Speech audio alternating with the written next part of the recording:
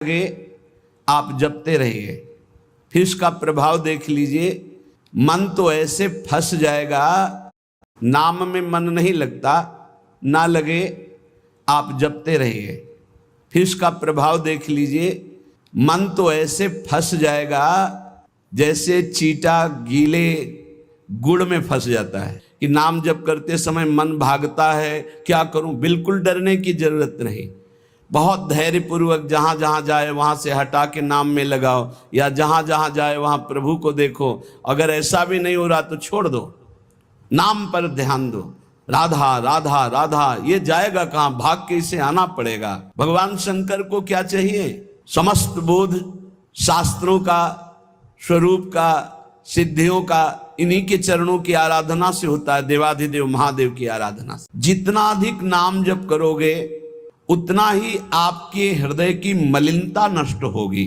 जो निर्मल सिद्ध संत हैं वो भी निरंतर नाम जप करते रहते हैं। नाम के बराबर कोई साधना नहीं है। उसकी टांगें फंस गई, अब वो निकल नहीं सकता। ऐसे नाम मन को फंसा लेता है। आप जपिए तो भागने दो इसको, कितना भागेगा, जाएगा कहाँ ये? हमारे सिवा इसका कोई आधार नहीं है। जैसे समुद्र में जल जहाज का पंछी कितनी भी उड़ान भरे, उसे आना जहाज में ही पड़ेगा, क्योंकि उसके लिए कोई आश्रय नहीं। ऐसे ही हमारा मन कितनी भी उड़ान भरे, उसको आना हमारे ही पास पड़ेगा, क्योंकि हम ही उसके आश्रय हैं। हमारी बिना स्वीकृति के वो कुछ नहीं कर सकता। इसलिए जो लोग ये डर रहे हैं वो भी हरि नाम जपते हैं, वो भी भगवान नाम जप करते हैं। सनकादि को क्या, ये तो परम सिद्ध है, पर हरिशरणम हरिशरणम हरिशरणम। सरस्वती जी तो सबको बुद्धि प्रदान करती, पर ये भी नाम जप करती हैं। नारद जी का तो प्रसिद्ध ही है नारायण नारायण नारायण। ये सब सुजान ईश्वर कोटि के महापुरुष निरंतर नाम जप करते रहते हैं। इसलिए नाम से बढ़कर कोई साधना नहीं है। अशुभ भाग्य विधान जो हमें नाना प्रकार के दुख विपत्तियां संकट देते हैं, जो खूब नाम जप करता है उसके ऊपर किसी का प्रभाव नहीं पड़ता। विपत्तियां, अशुभ विनायक, भूत प्रेत पिशाच यक्ष राक्षस, किसी की ताकत नहीं। कुछ लोग कहते हैं कि, आप कहते हैं कि प्रेत सताता नहीं है, तो क्या प्रेत योनि नहीं है? क्या है? योनियां हैं, पर ये उनके लिए है जिनका कर्म भोग उपस्थित हो गया है। जैसे सृष्टि में सांप है, पर सबको काट लेगा क्या? उसी को काटेगा जिसका संस्कार है, कर्म भोग है। ऐसे ही हर योनियां हैं। कोई हमें कष्ट तभी देगा जब हमारा प्रारब्ध कर्म आ जाएगा भोगने के लिए। उसको सहन करने की सामर्थ्य या मिटाने की सामर्थ्य भगवान नाम में है। विश्वास कीजिए, राधा वल्लभ भजत भज भली भली सब होए, जीते विनायक शुभ अशुभ विघ्न करे नहीं कोई। विघ्न करे नहीं कोई, डरे कलिकाल कष्ट भय, हरे सकल संताप हरस हरि नाम जपत जय।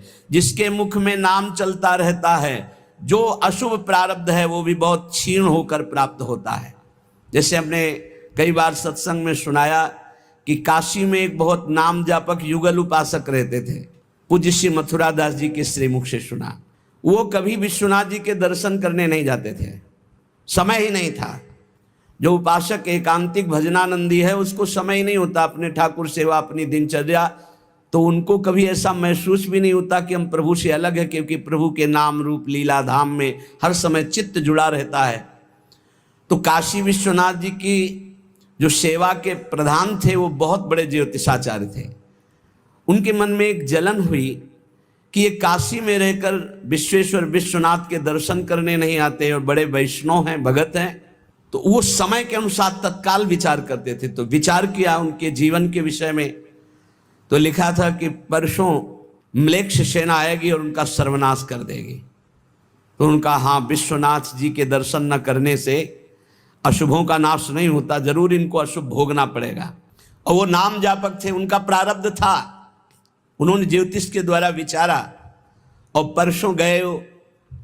जब वहाँ गए तो पूछा कि भगत जी कहाँ? बोले स्नान कर रहे हैं। बोले मध्याह्न में स्नान? बोले ये तो पता नहीं, पर स्नान कर रहे हैं। स्नान करके आए तो उन्होंने कहा मेरी ज्योतिष आज तक कभी गलत नहीं हुई।